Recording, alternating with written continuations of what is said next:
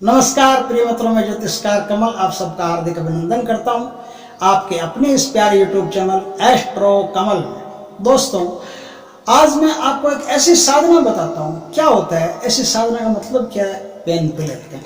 ऐसी साधना का मतलब क्या होता है कि आपने एक बात देखी होगी, अक्सर क्या होता है, देवता छोड़ करके निकल लेते हैं आदमी को। आदमी अगर कोई गलती कर देता है मतलब घर में अगर जूठे हाथ लगा देता है बर्तनों के, अपवित्र स्थिति में भगवान के कमरे में चला जाता है, भगवान को छू लेता है, अपवित्रता पूर्वक कोई काम कर लेता है, तो उस घर में जो देव शक्ति होती है ना, वो छोड़ करके विदा ले लेती है।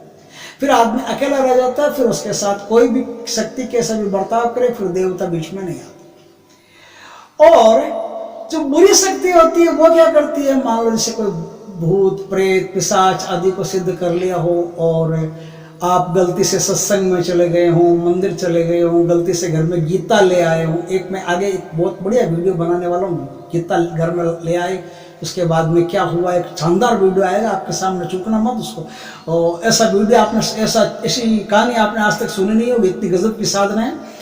तो मैं लेके आऊँगा वो वीडियो आपके सामने आपके सेवा में प्रस्तुत करूँगा, ज़रूर देखना उसको। और इसके लिए आप हमारे चैनल को आज सब्सक्राइब करके जो बेल आइकॉन है उसको दबा करके पहले तैयार रखें, ताकि हमारे सबसे पहले जो वीडियो बनाए आपके पास पहुँच जाए और आप उसको देख करके आनंद ले सकें, जानकारी ले सकें, ज्ञान ले सकें।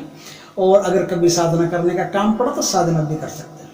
तो क्या होता है कि जो दूसरी शक्ति होती है, प्रेतों की शक्ति, पिशाचों की शक्ति, उसमें क्या है कि यदि आप गलती से मंदिर चले गए, आपने सिद्ध तो किया बड़ी मेहनत से, और आप मंदिर चले गए, गलती से तुलसी का प्रसाद ले लिया, गलती से भगवान का प्रसाद ले लिया, गलती से कोई देवता आदमी आपसे मिलने आ गया जिसने भगवान की अच्छी भक्ति की हो, वो अगर मिलने आ गया आपसे, आपके साथ बैठ गया, बातें कर ली, एक ही लोटे से आपने पानी पी लिया, तो वो पिशाच भी आपको छोड़ के निकल जाते हैं। वो भी फिर आपकी कोई मदद नहीं करते। वो प्रेतात्मा भी आपको छोड़ करके निकल जाती है। वो कहते हैं भाई ये तो हमारे लायक नहीं आदमी, हमारे योग्य हो उसके पास हम रहे। लेकिन आज जो मैं साधना बता रहा हूँ उसका न तो पिशाचों से कोई संबंध है, न देवताओं से कोई संबंध है। और वो देवताओं में एक नंबर, और पिशाचों में भी एक नंबर, और तामस में भी एक नंबर, और वैदिक में भी एक नंबर, दोनों में। ऐसी कौन सी समस्या है जो वो शक्ति खत्म नहीं कर सकती?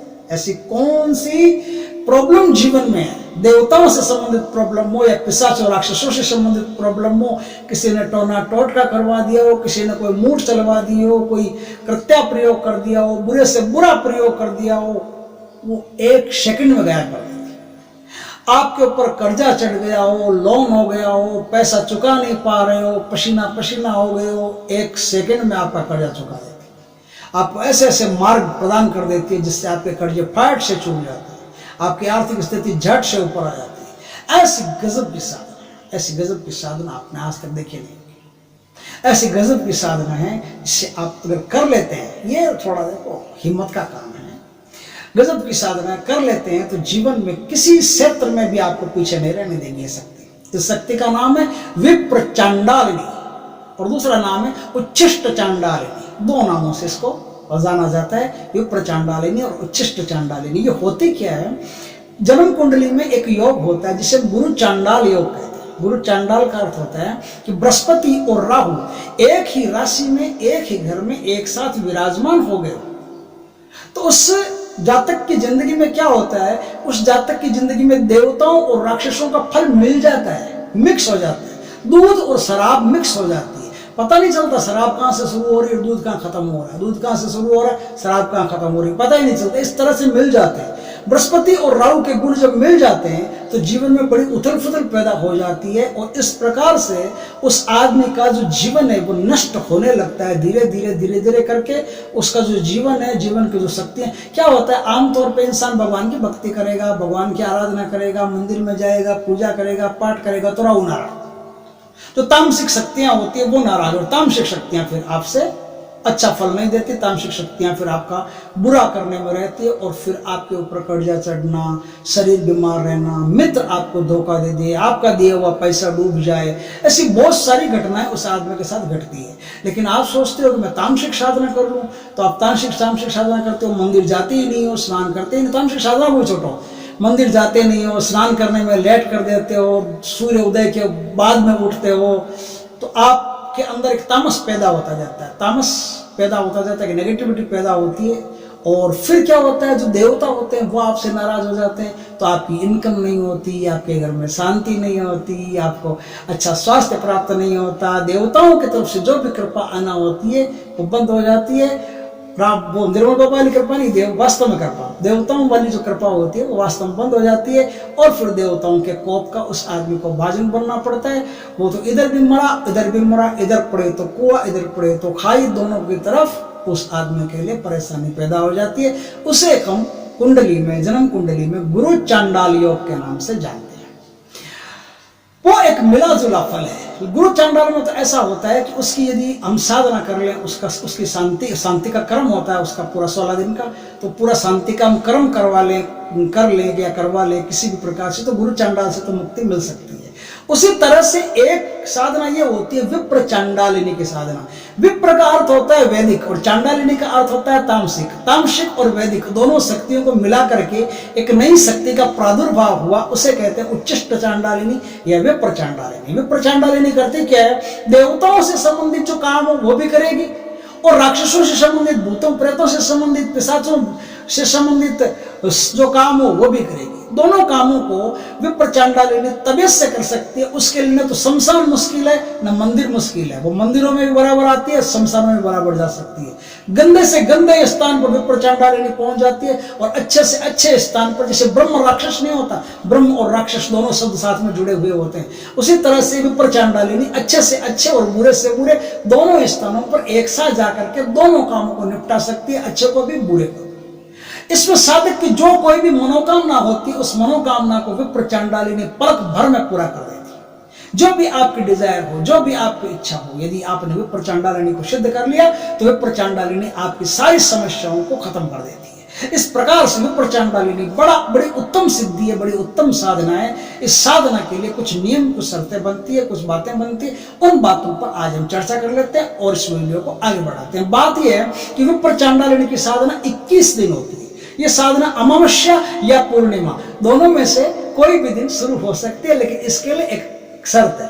यदि आप मानव गण के व्यक्ति हो तो फिर आप अमावस्या पूर्णिमा किसी भी दिन शुरू करो, कोई दिक्कत नहीं है। फिर तो आप एकादशी को भी शुरू कर सकते हो, फिर तो आप अष्टमी को भी शुरू कर सकते हो, नवमी को शुरू कर सकते हो, किसी दिन कर सकते हो। लेकिन अगर आप राक्षस गण के व्यक्ति हैं तो पूर्णिमा के दिन शुरू करनी पड़ेगी।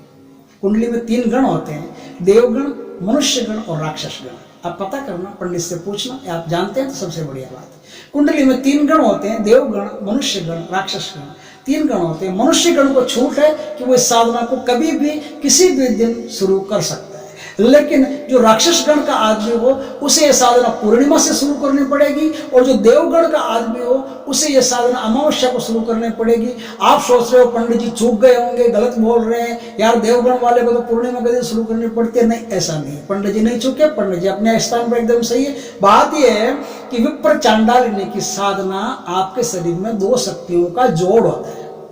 तो देवगण आपका पहले से है तो आपको अमावस्या से शुरू करनी पड़ेगी, और आपका यदि राक्षस गण पहले से है तो आपको पूर्णिमा से शुरू करनी पड़ेगी। इससे क्या होता है कि देवता और राक्षस दोनों की शक्ति, देवता और दानव दोनों की शक्ति मिल जाती है, तब एक विशेष शक्ति, एक ब्रह्म शक्ति प्रकट होती है जिसका नाम होता है उच्चिष्ट चांडालिनी।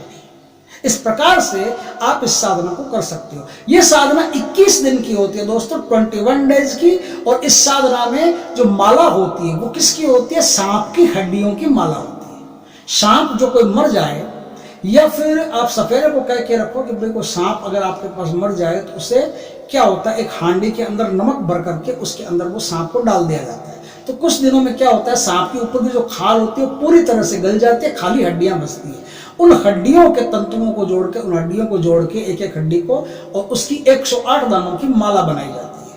उस माला से ये साधना होती है। या दूसरे शब्दों में आप रुद्राक्ष की माला से भी इस साधना को कर सकते हो। दोनों मालाओं से इस साधना को आप कर सकते हो। यदि हड्डियों की साधना कर सकते हो और करना है, आप अगर देवगण के व्यक्ति हो तो आपको हड्डियों की माला से साधना करनी चाहिए, और यदि राक्षस गण के व्यक्ति हो तो आपको रुद्राक्ष की माला से साधना करनी चाहिए। आप किसी भी गण के हो, मनुष्य गण के अगर व्यक्ति हो तो आप सीधी सिंपल किसी भी माला से आप इस साधना को कर सकते हो। रुद्राक्ष से भी कर सकते हो और हड्डियों से भी कर सकते हो, दोनों साधनाओं से कर सकते हो। इस प्रकार से यह आपकी साधना शुरू होती है। ये साधना किस दिन शुरू होती है मैंने बता दिया। ये साधना दक्षिण दिशा की तरफ मुंह रख के होती है। इस साधना में एक नियम होता है कि 11 दिन तो आप दक्षिण दिशा में मुंह रख के करोगे और 11 दिन आप उत्तर दिशा में मुंह रख के करोगे। इस साधना में आपका जो आसन है वो 11 दिन के बाद में डाइवर्ट हो जाएगा। तो 22 दिन हुए, 21 दिन का मैंने बताया कि अगले जो एक दिन बनता है उस एक दिन में आपको फिर ये साधना करनी, उस एक दिन में आपकी ये सिद्धि होगी। 21 दिन की सिद्धि, 21 दिन में 1 लाख मंत्र पूरे होंगे।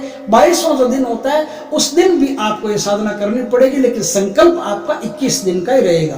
22वें दिन इसलिए है कि 21वें दिन में यदि आपके सामने देवी प्रकट नहीं होती है, देवी प्रकट नहीं होती है तो आपको ये 22वें दिन फिर करनी पड़ेगी, नहीं तो आगे 10 ही दिन करना पड़ेगा आपको। उत्तर दिशा में 10 ही दिन करना पड़ेगा और दक्षिण दिशा में 11 दिन करना पड़ेगा। यदि आप चाहते हो कि आपके सामने प्रकट हो ही हो तो फिर आपको 22वें दिन भी ये साधना करनी पड़ेगी और 22वें दिन उत्तर दिशा में मुंह रख कर इस साधना को करना पड़ेगा। इस प्रकार से आप इस साधना को कर सकते हो। इस साधना को करने के लिए आपको पहले काले वस्त्र चाहिए, फिर सफेद वस्त्र चाहिए।